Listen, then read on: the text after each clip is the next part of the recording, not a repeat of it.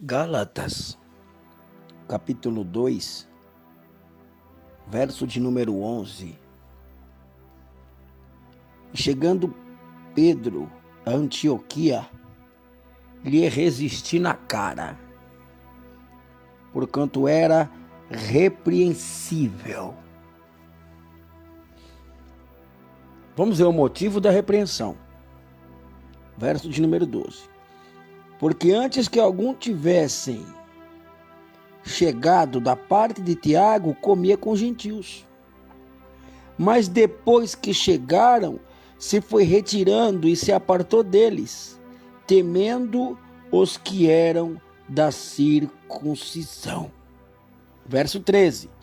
E os outros judeus também dissimulavam com ele, de maneira que até Barnabé se deixou levar pela sua dissimulação.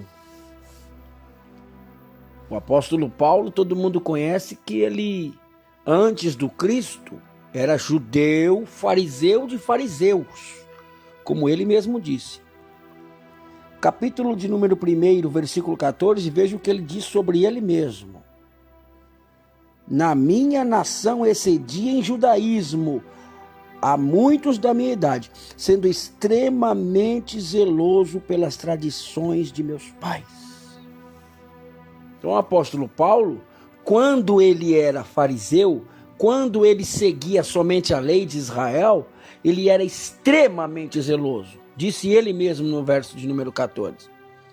O apóstolo Paulo, por mais que ele não conhecia a fé genuína antes do Cristo, mas se tinha uma coisa que ele tinha com ele, era o zelo. Paulo sempre gostou das coisas certas, nunca comungou com coisas erradas. E quando a igreja primitiva começou a nascer, não só através de Jesus com seus milagres, mas também através dos apóstolos que, seguindo os passos do Senhor Jesus, herdaram o Espírito Santo, então as maravilhas e os prodígios eram efetuados. Mesmo depois que Jesus morreu e ressuscitou e fora aos céus, mas os milagres continuaram acontecendo, fazendo com que os judeus, os judaístas, os farísicos ficassem em pânico. O apóstolo Paulo, estando do lado da lei e dos fariseus, perseguia a igreja. Pelo zelo das leis do Antigo Testamento, Paulo perseguia a igreja. Mas Cristo chegou na sua vida. Todo mundo conhece Atos dos Apóstolos, capítulo 9, aonde Paulo, no caminho de Damasco, encontra a personalidade sacrossanta do Senhor Jesus Cristo. E ali a vida dele muda. Todo mundo sabe da história.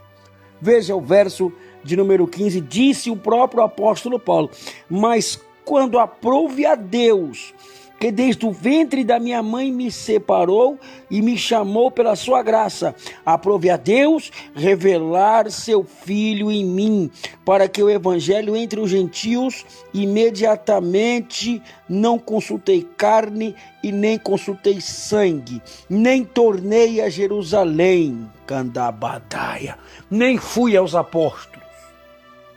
Quando Paulo encontrou a graça de Cristo, ele fez literalmente o que tinha que fazer. Pregou, saiu falando, mudou de lado. Era o Saulo perseguidor e se tornou o Paulo perseguidor.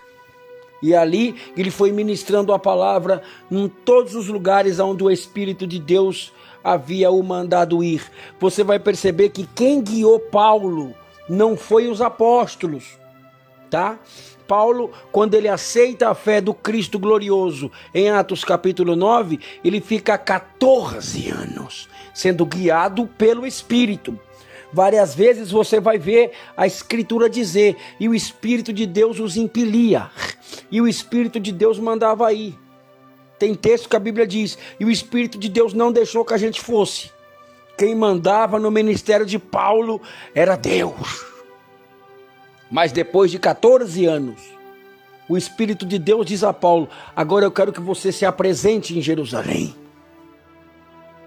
Vai se apresentar para os apóstolos. E Paulo vai então se dirigir a Jerusalém agora. O apóstolo Paulo mesmo que disse isso em Gálatas capítulo 2. Veja o que ele diz: depois, passados 14 anos, subi outra vez a Jerusalém com Barnabé, levando comigo a Tito, e subi por revelação. Repita, subi por revelação. Ele só subiu, senhoras e senhores, a Jerusalém, porque o Espírito mandou. Se o Espírito não mandasse, ele nunca ia ver o rosto de nenhum apóstolo. Ele não ia nem querer ver também, porque o negócio dele não era com o apóstolo fulano, apóstolo cicrano, o negócio dele era com Deus. Mas veja o que ele diz no verso de número 2. E subi por revelação, e lhes expus o evangelho que prego aos gentios. O que separava o ministério de Paulo dos demais, porque os apóstolos estavam pregando. O que diferenciava Paulo era que Paulo não pregava para os judeus, assim como Pedro, Tiago, João e os outros apóstolos que estavam na ativa. O apóstolo Paulo trazia uma epístola universal. Ele procurava trazer Cristo não só para os judeus, mas para os 4 cantos da terra. Paulo era uma fábrica de missionários. Todo mundo que andava com o apóstolo Paulo se tornava obreiro. Tito é um grande exemplo. Marcos, aquele que quando foi correr atrás de Jesus estava com apenas com um lençol, sabe quando ele sai correndo, jovem rico também, é o mesmo, é Marcos. Andou com Paulo que foi o pai na fé de Marcos, entre vários outros. Glória a Deus. O próprio Timóteo, que também foi discípulo fiel do apóstolo Paulo, Paulo fazia missionários para o mundo. E Paulo diz a Bíblia, no verso de número 4, e por causa dos falsos irmãos que se intrometem e secretamente entram a espiar a nossa liberdade. O apóstolo Paulo sabia que no meio daquela igreja, mesmo sendo ele zeloso, porque ele era zeloso quando era fariseu, e quando virou crente, meu irmão, aí que o negócio ficou mais feio ainda. Se ele já era zeloso com a lei, imagina cheio do Espírito Santo e do fogo. Paulo não gostava de brincadeira. Quando ele via falsos irmãos, ele já saía de perto. O apóstolo Paulo era um crente inteligente, ele tinha dom do discernimento dos espíritos. Quando vinha com conversinha, ele já sabia.